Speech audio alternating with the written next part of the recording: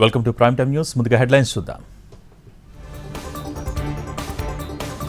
ప్రమాణ స్వీకారం చేయగానే తొలి సంతకం పెన్షన్ పైనే. బాబు వల్లే అవ్వాతాతలకు కష్టాలన్న జగన్.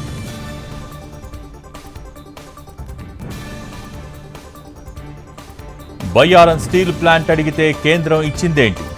తెలంగాణలో 10 ఏళ్లు కాంగ్రెస్ అధికారంలో ఉంటుందన్న రేవంత్ రెడ్డి.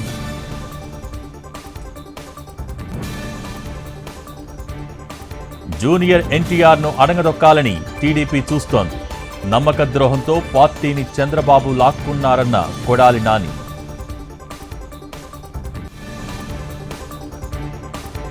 అమిత్ షా మార్ఫింగ్ వీడియో కేసుపై తెలంగాణ హైకోర్టు స్టే.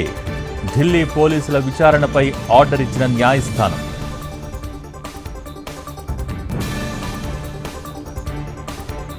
రాయ్బరేలీ నుంచి రాహుల్ గాంధీ నామినేషన్. పారిపోయాడన్న మోడీ, 2014 సంగతేంటని ఖర్గే కౌంటర్.